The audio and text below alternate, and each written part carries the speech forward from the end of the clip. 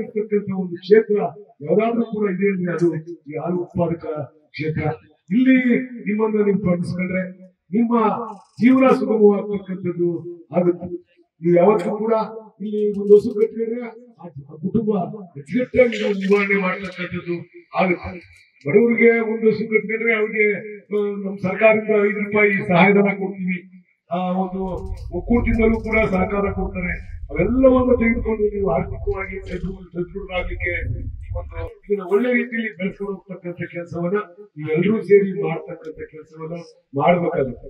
ನಮ್ಮ ಅಧ್ಯಕ್ಷರು ಮತ್ತೆ ಸೆಕ್ರೆಟರಿ ಇಬ್ರು ಕೂಡ ನೀವು ಈ ಸಹಕಾರ ಸಂಘವನ್ನ ಉತ್ತಮ ಮಟ್ಟಕ್ಕೆ ಬೆಳೆಸ್ಕೊಂಡು ಹೋಗ್ತಕ್ಕಂಥ ಕೆಲಸವನ್ನ ನೀವು ಮಾಡಬೇಕಾಗುತ್ತೆ. ಯಾರಾದ್ರೂ ಕೂಡ ಹಸು ಸಾಕ್ಲಿಕ್ಕೆ ಮುಂದೆ ಬಂದ್ರೆ ಅವರಿಗೆ ಹೆಚ್ಚು ಸಹಕಾರ ಕೊಡ್ತಕ್ಕಂಥದ್ದು, ಬ್ಯಾಂಕ್ ಅಲ್ಲಿ ಲೋನ್ ಮಾಡಿಸ್ಕೊಡ್ತಕ್ಕಂಥದ್ದು, ಅವ್ರಿಗೆ ಬ್ಯಾಂಕ್ ಅಲ್ಲಿ ಯಾವ ರೀತಿ ಕೊಡಬಹುದು ಅವೆಲ್ಲವನ್ನು ಮಾಡಿಸ್ಕೊಡ್ತಕ್ಕಂಥದ್ದನ್ನ ನಾವು ಮಾಡ್ಕೊಡ್ತೀವಿ. ಯಾರಾದ್ರೂ ಆಸಕ್ತಿ ಇರ್ತಕ್ಕಂಥವ್ರು ಮುಂದೆ ಬಂದ್ರೆ ನಿಮಗೆ ನಾವು ಸಹಕಾರ ಕೂಡ ಕೊಡ್ತಕ್ಕಂಥ ಕೆಲಸವನ್ನ ಮಾಡ್ತೀವಿ. ಮತ್ತೆ ನೀವು ಅದರ ಸದುಪಯೋಗ ಪಡಿಸ್ಕೊಂಡು ಒಳ್ಳೆ ರೀತಿಯಲ್ಲಿ ತಮ್ಮ ಜೀವನವನ್ನ ರೂಪಿಸ್ಕೊಳ್ತಕ್ಕಂಥ ಕೆಲಸವನ್ನ ನೀವು ಮಾಡ್ಬೇಕಾಗುತ್ತೆ. ಸದೃಢ ಆಗಿರ್ತಕ್ಕಂಥ ನಿಟ್ಟಿನಲ್ಲಿ ತಮ್ಮದೇ ಆಗಿರ್ತಕ್ಕಂಥ ಪ್ರಯತ್ನಗಳನ್ನ ಪಟ್ಟುಕೊಂಡು ಆರ್ಥಿಕವಾಗಿ ನೀವು ಕೂಡ ಸಮಾಜದ ಮುಖ್ಯವಾಹಿನಿಗೆ ಬರ್ತಕ್ಕಂಥ ನಿಟ್ಟಿನಲ್ಲಿ ಒಳ್ಳೆ ಪ್ರಯತ್ನವನ್ನ ನೀವೆಲ್ಲರೂ ಕೂಡ ಪಟ್ಟಿದ್ದೀರಾ. ನಿಮ್ಮೆಲ್ಲರಿಗೂ ಕೂಡ ನಾನು ಅಭಿನಂದನೆ ಸಲ್ಲಿಸಲಿಕ್ಕೆ ಬಯಸ್ತೀನಿ. ಗ್ರಾಮ ಯಾವತ್ತೂ ನಿಮ್ಮ ಗ್ರಾಮ ಇದ್ದಂಗೆ ಇರ್ಬೇಕಾಗುತ್ತೆ. ಇದರಲ್ಲಿ ನಮ್ಮಂತ ರಾಜಕಾರಣಿಗಳನ್ನ ಸೇರಿಸ್ಕೋಬಾರ್ದು. ನಾವು ರಾಜಕಾರಣಿಗಳು ಯಾವಾಗಲೂ ಹೆಂಗೆ ಅಂದ್ರೆ ನಮ್ಗೆ ಒಳದಾಡುವ ನೀತಿ.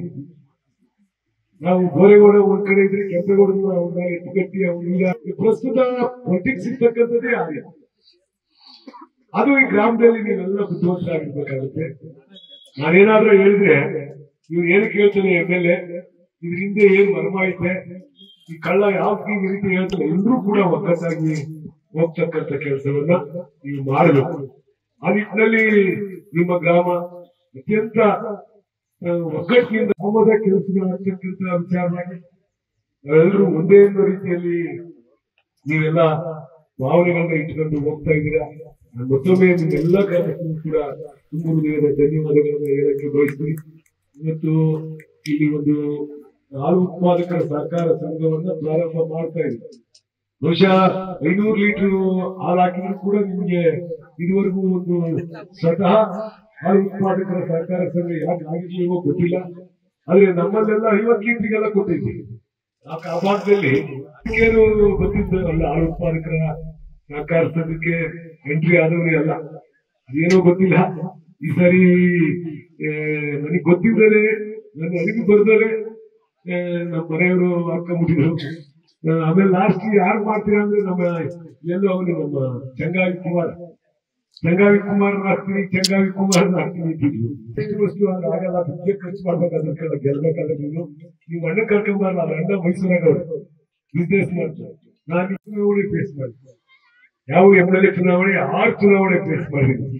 6 ಚುನಾವಣೆಗಳನ್ನ ನೀರು ಕುಡಿದ ರೀತಿಯಲ್ಲಿ ನೀಲಾಚಾರವಾಗಿ ನಾನು 6 ಚುನಾವಣೆ ಫೇಸ್ ಮಾಡಿದ್ದೀನಿ. ಅದು ಚಿಕ್ಕ ಆಲ್ರೆಡಿ ಚುನಾವಣೆ ನಡೆಸಕ್ಕೆ ನನಗೆ ಬಹುಶಃ ಅದು ಎಷ್ಟು ಲೀಟರ್ ನೀರು ಕುಡಿಯೋ ಗೊತ್ತಿಲ್ಲ, ಅಷ್ಟು ಹಿಂಸೆ ಆಗಿರ್ತಕ್ಕಂಥದ್ದು. ಈ ಸಣ್ಣ ಎಲೆಕ್ಷನ್ ಇದನ್ನೆಲ್ಲ 40 ವರ್ಷಗಳ ಕಾಲ ಇಲ್ಲಿ ಬೇರ್ಬಿಟ್ಟಿದ್ದದ್ದು.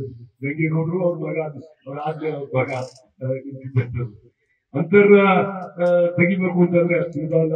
ಅದಕ್ಕೆ ಎಲ್ಲ ಹಾಲು ಉತ್ಪಾದಕರ ಸಹಕಾರ ಸಂಘದ ಎಲ್ಲ ಸೆಕ್ರೆಟರಿಗಳು, ಅಧ್ಯಕ್ಷರು, ತಾಲೂಕಿನ ಪ್ರತಿಯೊಬ್ಬರು ಕೂಡ ಸಹಕಾರ ನೀಡಿದ್ದಾರೆ. ನಮ್ಮ ಭಾರತೀಯ ರೀತಿಯಲ್ಲಿ ಇಲ್ಲಿ ಜಾತಿ ಮತ ಭೇದ ಇಲ್ಲ, ನಾವೆಲ್ಲರೂ ಕೂಡ ಒಂದೇ ಭಾವನೆ ಯಾವ್ದಾದ್ರು ರಂಗದಲ್ಲಿ ನಾವು ಕಾಣ್ತೀವಿ ಅಂತಂದ್ರೆ ಅದು ಈ ಹಾಲು ಉತ್ಪಾದಕರ ಸಹಕಾರ ಸಂಘಗಳಲ್ಲಿ ಮಾತ್ರ ಕಾಣಲಿಕ್ಕೆ ಸಾಧ್ಯ ಇದೆ. ಪ್ರತಿಯೊಬ್ಬ ವ್ಯಕ್ತಿಯ ವ್ಯಕ್ತಿಗತ ಅನುಕೂಲ ಆಗ್ತಕ್ಕಂಥದ್ದು ವ್ಯಕ್ತಿಗತವಾಗಿ ನಾನು ಎಷ್ಟು ಸರಿ ಬಂದಿಲ್ಲ ಈ ಊರಿಗೆ ಗೊತ್ತಿಲ್ಲ.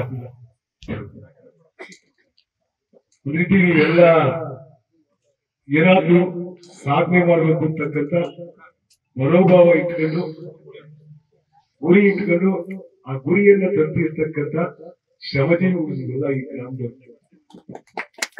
ನಾನು ನಿರೀಕ್ಷಣೆ ಮಾಡಿಲ್ಲ ಈ ದೇವಸ್ಥಾನ ಈ ಮಟ್ಟಕ್ಕೆ ಕಟ್ತೀರ ಅಂತ ಹೇಳ್ಬೋದು. ನಾನು ಇವ್ರಲ್ಲಿ ಕಟ್ತಾರೋ ಇದು ನನಗಿಂದ ಎಷ್ಟು ಹಿಂಸೆ ಕೊಡ್ತಾರೋ ಅಂತ ನಾನು ಅನ್ಕೊಂತ ಇದ್ದೆ. ಆದ್ರೆ ಅವ್ರಿಗೆ ಏನು ಹಿಂಸೆ ಕೊಡೋದಿಲ್ಲ.